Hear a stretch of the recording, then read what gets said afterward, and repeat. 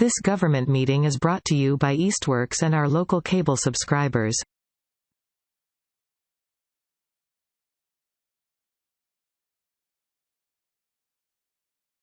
All right. With that, I will call to order this meeting of the Easthampton Tuesday, July 19th, 2022. We are recording and all members are in person. First item on the agenda is a public speak. Is there anybody here or remote who would like to speak to anything that is not on the agenda tonight? Seeing nothing, we'll move on to our planning board minutes for June 21st, 2022. My only thing is Ken's last name two ways. I think it's with the I. It is I. I motion to approve minutes from June 21st with the approved application of Ken's last name. Second. All right, voting to approve. All in favor? Aye. Opposed? Abstaining? Abstaining from the there. All right, Chris. All right, moving right along. Next item is a public hearing for Selco Partnership DBA Verizon Wireless seeking a special permit to modify an existing monopole wireless tower increasing the height from 120 to 130 feet. Property is located at 51 Brook Street. Someone here to speak to that. Thank you very much. Welcome. Can I have you go up with the microphone just so? Sure. Thank you. Yeah, if you don't mind turning the camera on for this computer. There is a camera on her. She's on Eli. Oh, you're in the big one? Oh, there you go. Yeah, it's already on. It's all right. Usually I turn that off. When it's not being used. Yeah, okay. Thank you. Good evening, everyone. My name is Ellen Fryman. I'm with Scott Schwartz and Fenton in Springfield and represent Verizon Wireless. And thank you for coming out tonight. So this tower at 51 Brook Street has been up for about 7 years, and it was built at a 120-foot tower, and because of increased needs, increased usage of cellular, we need to provide a more robust signal, and so we're able to do this by just increasing the tower by 10 feet. Nothing else is happening on the ground. We're just going to add 10 feet. We're also going to change the platform from a triangular, which you might be familiar with. You most often see that. So the signal goes out in 3 directions, to a square so that we can send the signal out in 4 directions. So we'll be increasing the number of antennas from 12 to 16. And this will be able to demonstrate how we're going to improve the coverage. Just let you know, we have a couple people with us here tonight. Jay Latorre is with Verizon Wireless. He's our radio frequency engineer. Sylvester Bibby from Hudson Design Group. He designed the plans that we submitted. Mike Libertine with Ballpoints. He took the photo simulations. And then Brett Smith from my office, and he's helping me with the technology. So Brett, if you want to start the slideshow, you can just go through that.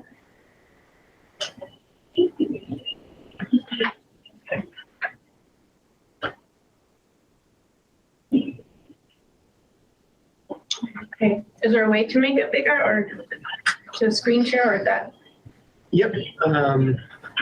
So. Yes.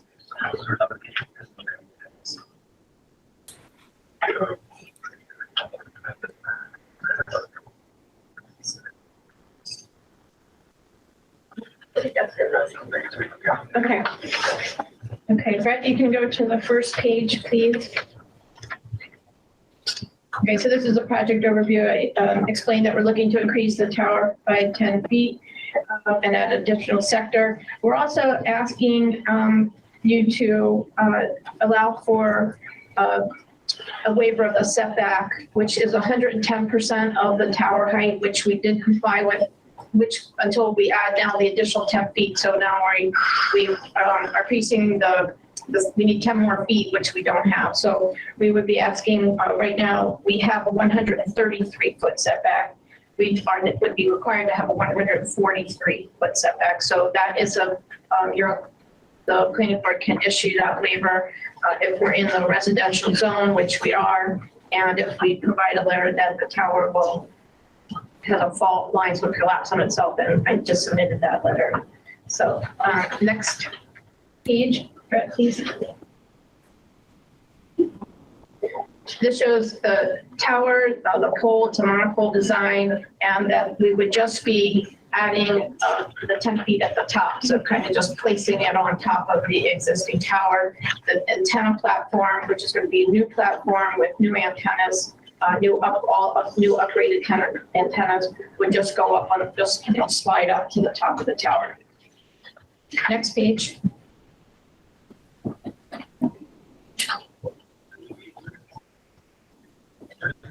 Maybe they didn't hear you. Brett, did you get next page, please? Yeah, is it not? Oh, there. No. Here, please.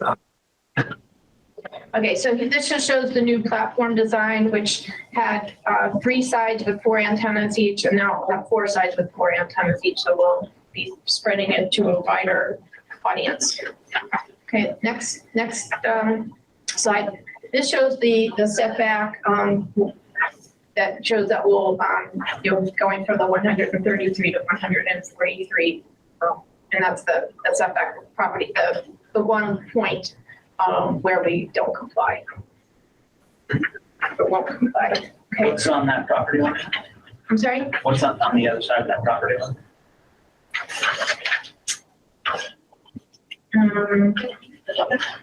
Is that not or residential?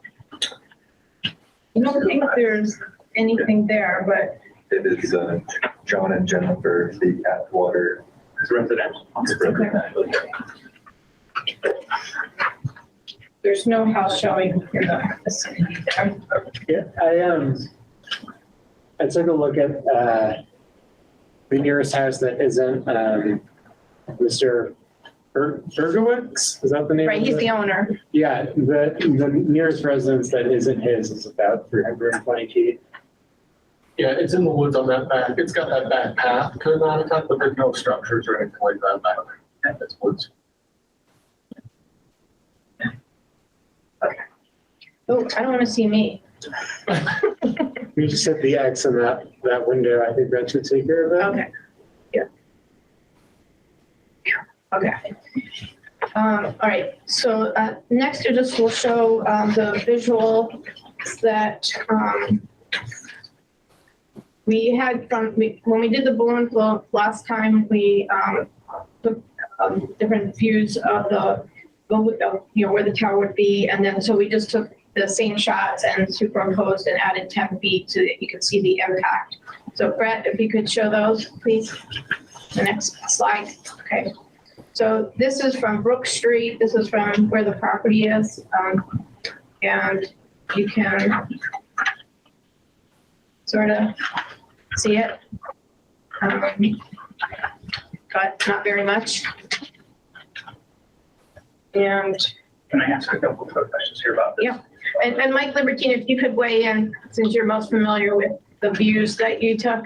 This was taken, these mock-ups here, perspectives were done in June. There's a lot of foliage.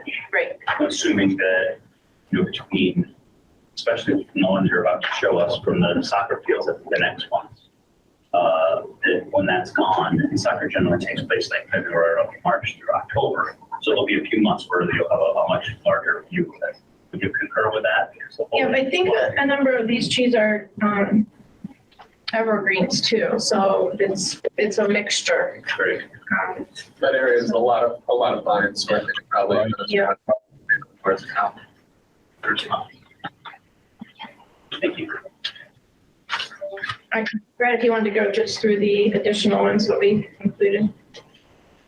So it's actually a really good site because it doesn't have a very wide visual area, and we're really not creating much of an additional view from what people have already got used to seeing. I don't think, 10 feet from a distance is not, it's a diminished view, so you don't really see it. And there are, in the one view, it's Christopher Clark. Christopher Clark Road. There's already utility lines and lots of other objects that are there that you see in the view. So I guess it's okay to bring this up now that, so one of the requirements is that at the board's request that we would do a balloon float to show the additional 10 feet. But we feel that it really isn't going to be much of a difference than what people are seeing now. So that's your prerogative to decide that. So. This is Mike Libertine. I'm with All Points Technology. I was responsible for the photo sims. We also did the first evaluation prior to the construction of the tower back in 2015. If it's helpful to the commission, I might just to give you some context. We took over 30 pictures at the time of doing an initial balloon float, again, back in 2015, right before a leaf break. And these 4 shots that we're presenting here are really the extent of year-round visibility. There are a few locations where you will see through the trees a portion of the tower, but similarly to what we're showing here, it just eclipses the tree line. And to the point that was made earlier, certainly in the immediate area surrounding the site, the park, and those neighbors, that is primarily coniferous tree coverage in there. So there's not a whole lot of difference between what we're talking about this time of year with the full leaf on for the deciduous trees and what you see in the winter. It's subtle, but it's not really a stark difference. And again, we thought these 4 shots from essentially 4 cardinal directions give a pretty good idea of what you see today in the area and what the 10-foot extension might look like. Yeah, that's helpful. Thank you. Okay, and then the other thing that I wanted to cover was the additional service that with this 10-foot would be providing. And Jay Latore, who's radio frequency engineer, can speak to the coverage maps that we included.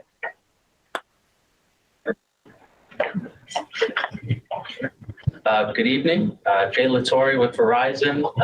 Address is 122 Forest Hills Road, Springfield, and Verizon's corporate office is 20 Alexander Drive, Wallingford, Connecticut.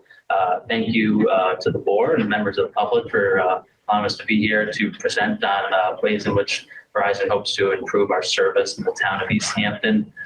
As Attorney Fryman mentioned, the proposal is to raise the tower by 10 feet and to replace our triangular or 3 sectors of antenna equipment with 4 sectors. The reason for that is multifaceted.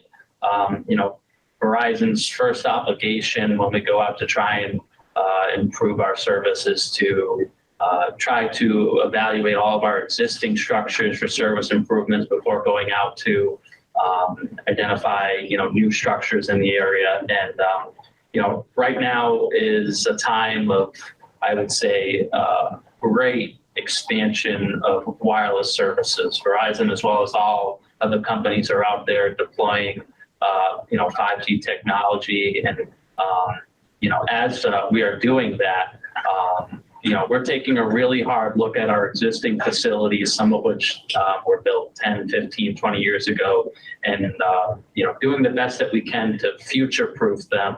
And so this facility is an example of one where we really felt that it was prudent to get a little more service into the southwestern portion of Easthampton, where there's a pretty significant residential, area of streets.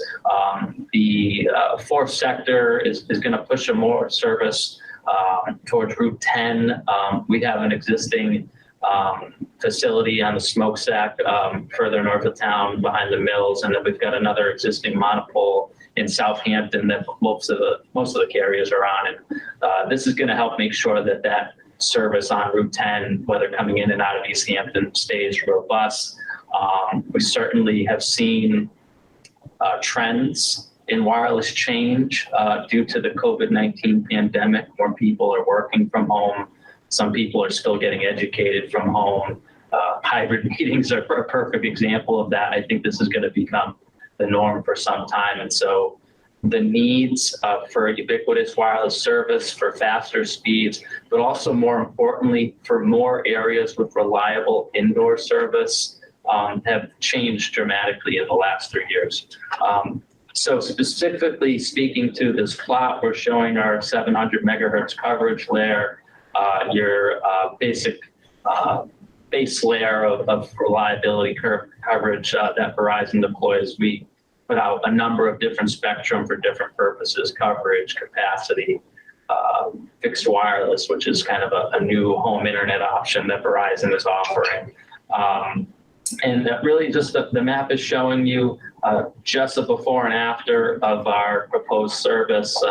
Green is everything that we project to be reliable areas for indoor service. Yellow is for in-car, and gray is for outdoor service. It doesn't mean that the site won't potentially serve further than that, but we use these 3 areas to provide a good visual depiction of the areas where the site is most likely to be dominant over the adjacent sites. And so, all sites are designed to cover a decent sized geographical area, and they're also designed to have a reasonable amount of overlap so that as you're walking down the street, as you're traveling in a car and you're using GPS, you maintain that connectivity.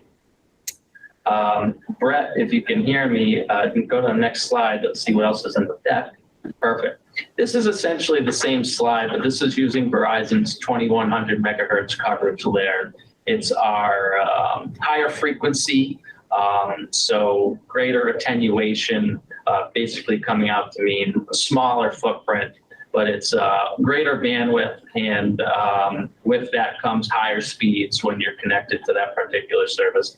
And again, you'll see in that plot as well, if you look towards, in particular towards the west, you see that impact of that fourth phase to try and just get a little more out of this service for the benefit of our customers in Easthampton.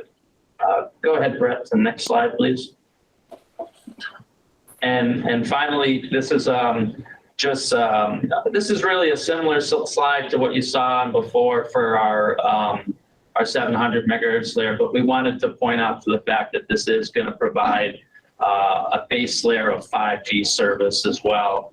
It's a time of great transition. We're still deploying our what's known as LTE or fourth generation technology, but we're investing heavily in upgrading to provide for 5G services as well. We're excited to bring that to residents and businesses. Okay, Brett, next slide. Okay, actually, we can go back one slide, and I'm going to turn it back to Attorney French. Can I ask a question before you go? Oh, certainly. Go right ahead. So I'm just curious about how the coverage works in antennas. We've been through this before. We were here in 2015, but this is really more for the audience. Can other carriers utilize your antenna and hop onto the cellular? Great question. So that technology does exist in some areas of the industry. It's most common in in-building applications. So typically, you'll build out a room, every carrier has their own radios, and then they have sort of a shared infrastructure of amplifiers, of cables, and antennas attached on ceilings. In what we call the macro world of design, it's not common for carriers to use the same equipment because different carriers have different licensed spectrum, different chunks of frequency essentially, and those radios and antennas are designed for that spectrum. However, one thing I will say, and I can't make any predictions, Verizon, like any company, has typically a municipal mandate to support co-location. And so, I don't believe we've had anyone co-locate on this tower yet, and I can't say for certain that this will facilitate that. But certainly if there was a carrier out there that would looked at this in the past and maybe kicked the tire and said, well, it's a little short, the fact that we are increasing the tower might compel another carrier to reconsider co-location. And again, I look at that as a benefit to allow more competition without necessarily the need for additional facilities. Would that require coming before this board, or could they just do that? No, they have. Yeah, I mean, that's right. I don't want to speak to the municipality's policies, but, certainly they can't just do it. If nothing else, I believe Attorney O'Brien would agree they need a building permit. Yeah, and I think they need a special permit Yeah, too. yeah. So last question on that, I think you kind of indicated, but you said that different carriers are allotted different bandwidth. And does that mean that there is no competition between them? I don't mean competition for sales. I mean, you're having higher signal. In any way push out signals from competing carriers. Right. Yeah. Yeah, I understand your question completely. So the spectrum that different carriers own typically almost practically overlap. In spectrum planning, in most instances, they develop what's known as a guard band. So it might be a small chunk of spectrum that no one transmit in, so that carriers can have their spectrum very close to one another and not interfere with one another. And all the carriers basically have a good relationship, and they have systems in place. They call them network operation control centers and operating systems to not only figure out, say, for example, if we have a radio out of service, but also are we dealing with some sort of degradation of service from our customers that might be what we call outside interference. And so everyone designs to assure that that does not occur. Certainly, it happens in the industry from time to time. The vertical separation that you typically see on towers or the smokestack behind the mills is typically one way you see of making sure that the potential for interference, is mitigated. And then, the reality is this is public information. So we have the technology and expertise to go out to a site, determine if there's an interferer, figure out where that interferer is broadcasting in, and a quick database will look up and will say, okay, competitor 2 is interfering with competitor 3. But to be honest with you, the reality is the most common scenario is, I don't want to use the word amateur, but I would generally say that if there's going to be interference, it's going to be a lower quality system interfering with one of the large wireless carriers. So it might be an old broadcast TV antenna, it might be an old AM station, it might be a ham radio operator. I mean, we get interference from fluorescent lights in certain applications, so things like that. But co-location, it's been tried and tested for 40 years to allow the carriers to co-locate without interference. Thank you. And I know we did this back in 2015 when this tower was constructed, but on the sort of the inverse of co-location, I assume there's nothing else that has been built since then that would be a feasible alternative for you guys to use to get the same benefit from this. Correct. We have not built any additional facilities in the town. And there's nothing else out there, that a competitor built that you could co-locate on that would give you the same service in this area, right? Yeah, not to my knowledge, and to the best of my knowledge, we reviewed that as part of our application here.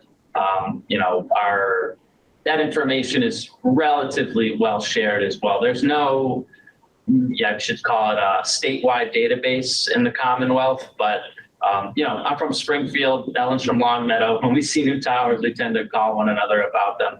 And the industry tends to call one another. I mean, the reality is economics kind of dictate you build this large facility, it could be potentially financially lucrative to have someone join and pay towards some of those costs. So we would also probably have noticed 100. You would have, because if anyone was going to build anything of that magnitude, they would have had to have come before you. Yeah. All right, thank you. Great. Thank you. Yeah, that concludes our presentation. So we're just here because we can provide state-of-the-art service with really minimal impact to the town. So we think it's a good solution for everybody, and we're available for any questions that you have. One question. Did you say the tower itself, if something happens, it doesn't fall, it collapses on It itself? has a pre-engineered break point. right. Okay. So it's like a weaker point so that it can just, Okay. but not that they fall. Right. So. But that's, A couple. Yeah. And I know we'll get to a public speak later, but I just want to double check. Were the abutters notified in this case? Yeah.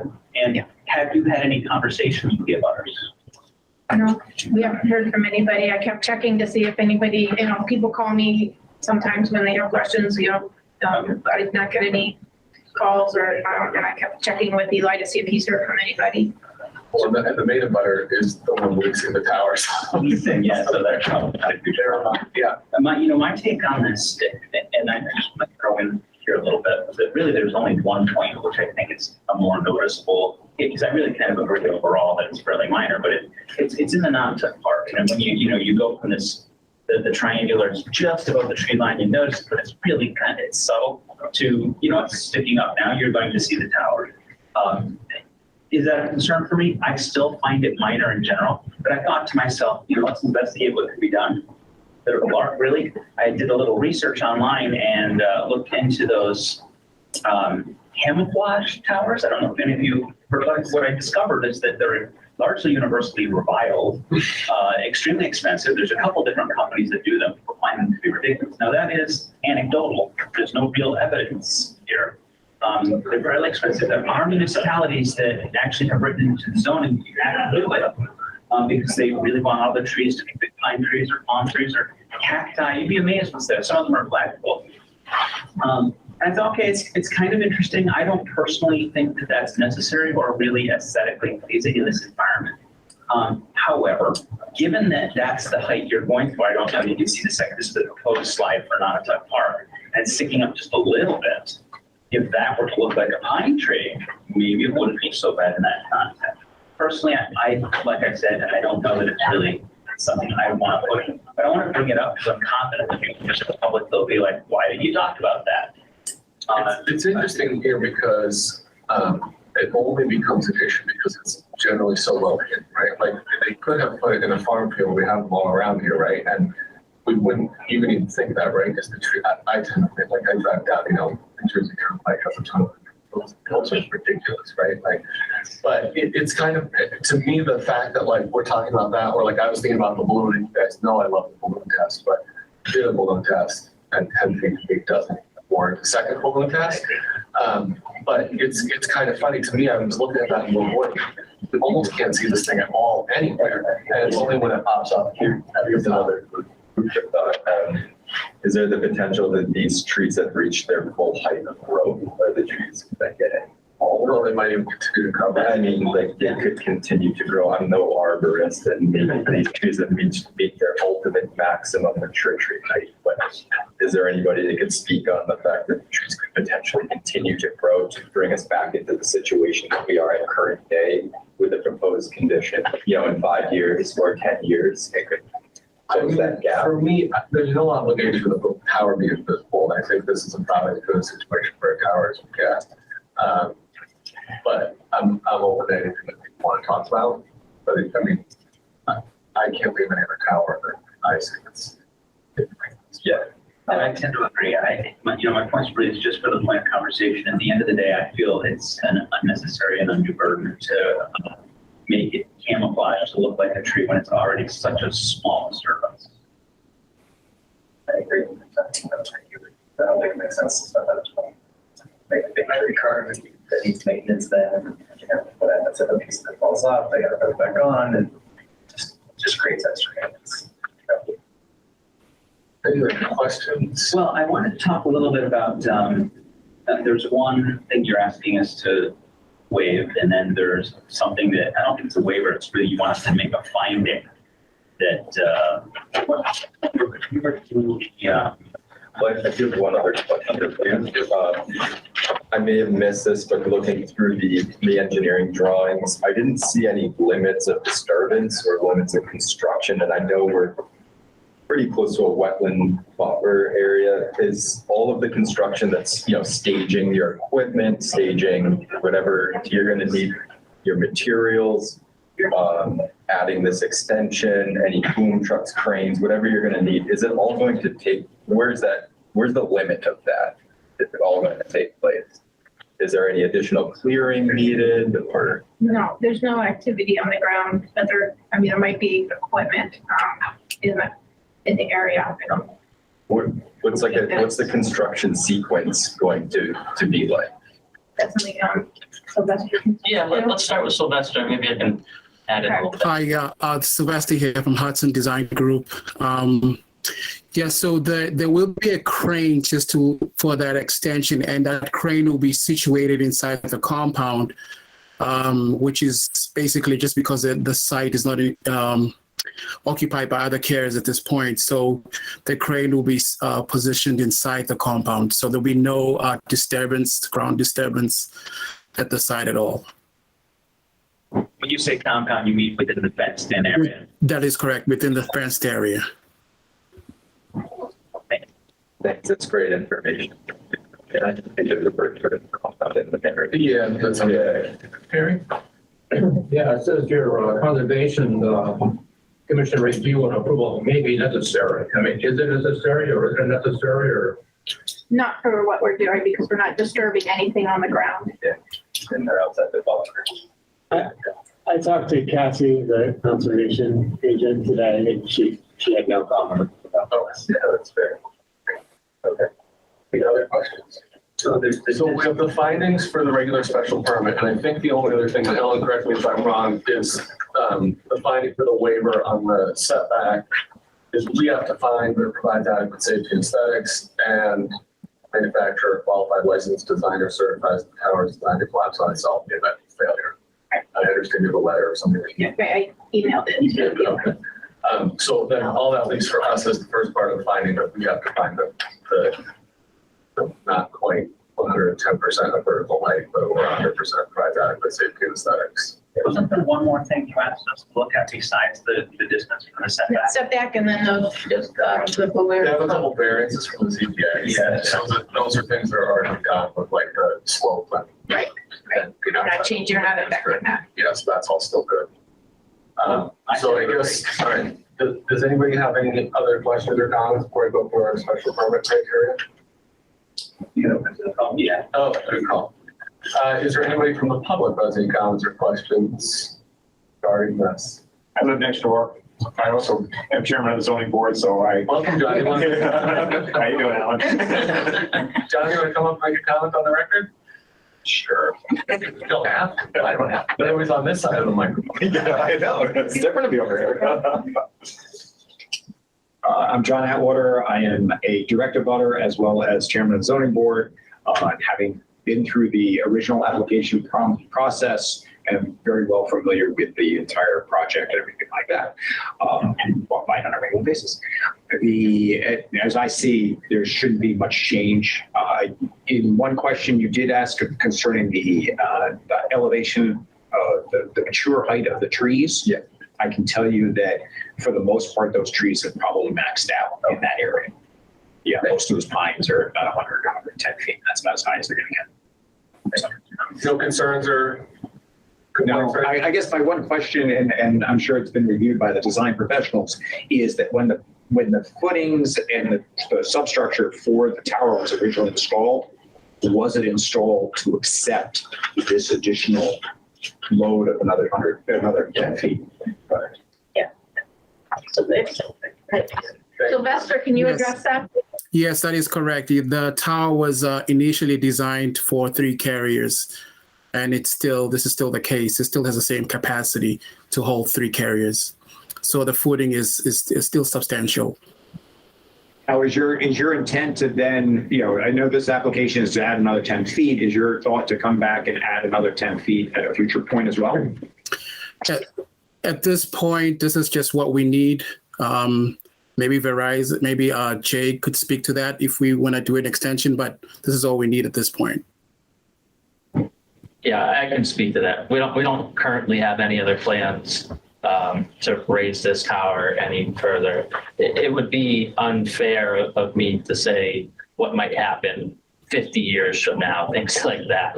But, we came up with this height based on our engineering analysis as what we felt not only was what we need, but also what we felt was appropriate as well. It's an art, if you will. It's a fine balance. We want to be a good corporate neighbor. We live in this community, and doing this together for more than a decade now, and we value our relationships with municipalities and residents. So And what I also anticipate is kind of similar to what you see with this is, once we're done, we're not going to be back for a while to make any changes. I like to say, and it's funny, I say in the industry, if you want to future-proof something, that means you don't have to touch it for 18 months. That's just the way things are going. But the reality is maintenance on these facilities and changing out antennas, things like that, that is pretty common. And we probably will do that again within 3 to 4 years. But increasing the height of the tower, that's extremely rare. As Attorney Brian will tell you, this is this and a couple other sites are the first time I've asked for this in about my 12 years of being in the industry. And I just think we're kind of in a unique point in time where we're going over an air interface technology change from 4G to 5G. We're making big changes, and it's prudent right now to look at this. But I'm similarly not an arborist, but given your points about tree height, I wouldn't anticipate going any higher with this. And frankly, this was never a situation where, say, which is more common, say in like Vermont, other areas where, trees will continue to grow and grow and grow. And those poles do get designed to be stacked another 20 feet, another 20 feet, because it happens. So yes, we're basically at the tree line, and there's going to be a big benefit from getting just above it. But the impetus for this wasn't necessarily like they were stuck in the trees. We needed to make an upgrade. We recognized there was an opportunity to get a little more out of this facility, and that's why we're here for it. So that's the best answer I can give on that. Thank you. And then if I could ask Sylvester, just to clarify, because I just don't know that the response, if you just clarify a little bit more. I think what the question really was when the facility was originally built, it was designed to be able to accept a 10-foot additional attachment. Is that correct? That is correct. Okay, thank you. I think Actually, 20 feet. Yeah.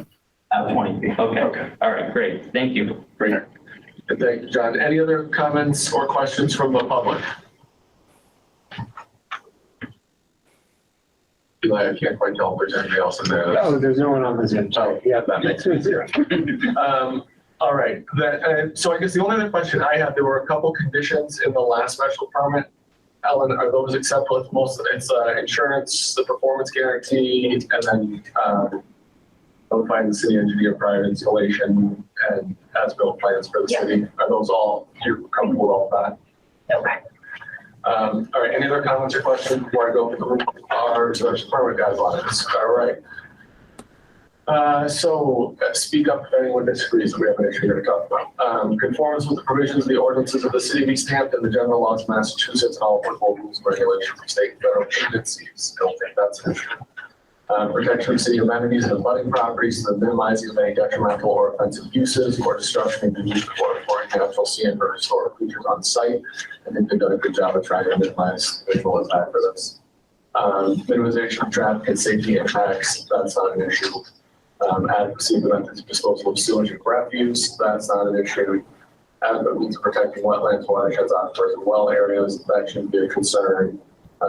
Mitigation of adverse impacts on the city's resources, including the effect on the city's water supply and distribution system, sewage collection and treatment services, that should be an issue. Protect provisions for the off-street loading and unloading of vehicles to the extent there's ever vehicles in there, they've got space for them. Applicant's efforts to integrate the development into the existing landscape. I don't think there's anything there to address. Minimization of aerial existing vegetation is to be removed. I don't think there's any tree removal or anything planned here. Consistency of development with respect to setback area, placement of parking, architectural style, landscaping, that's not a concern. Adequacy of measures to prevent pollution of surface or groundwater, minimize erosion isn't an issue. And adequacy of methods to ensure beach do not constitute a nuisance by raising unacceptable level of air, water pollution, excessive noise, removing flagrant structures or accessories. As I said, I think they've done a pretty good job of being able to turn this thing away. And so I guess with is this just a quick question? Yeah. Is there's a typo in the response there. I don't know first. Yeah. What the typo is there for just traffic. I got it. Okay. I'll get chance. Yeah. Thanks. Sorry. Yeah, and so then I think the only other finding we have to make, which I think we were all on board with, is that the shorter setback provides adequate safety and aesthetics and manufacturer certified. Kind of summed that up a little. So I know that typically that is in the spirit of like silos. If that structure were to tip and fall on a neighboring properties, the general reason, right? Or that. In this case, I think the only property other than the property owner granting the actual lease to Verizon has already spoken here tonight, who would be most affected and is in favor. And I will just restate that the tower design based on sheet number S1 shows 2 lap splices with 54-foot sections, which are engineered to prevent that. So I think that they've shown that that setback is not really applicable, or that they've engineered their way to be within the spirit of that setback. And they are also over 100% already in the setback. So if you're thinking about failure, you would get that sort of projected out to even get over that if it was a solid monopole. So I don't think it really. Well, yeah, or it could hit trees that could hit Mr. Atwater's trees. Yeah. So, but the engineered splices, I think, are within the spirit of why that is written. There's a waiver available. Yeah. And so I think that they are, within that spirit of the 110%, not the 110%, but the reason for the 110%. All right, so does anybody have any conditions other than the ones that were in the last special permit for their being in time? No. All right. I motion to approve the special permit to modify MPC monopole wireless tower for Calico partnership with DBA Verizon Wireless with the aforementioned findings and conditions. Second. All right, in favor of the special permit? Aye. Opposed, abstaining? All right. So, congratulations. Thank you very much. And we will get you a written decision shortly. I don't know what our timeline is. Shortly. We'll get it done. Yeah. All right, excellent. Thanks, everybody. Thank you. very much. Thank you. All right, and there's nothing else on our agenda. School building. So I will adjourn. All right, second, all in favor? Aye. All right. This government meeting is brought to you by Eastworks and our local cable subscribers.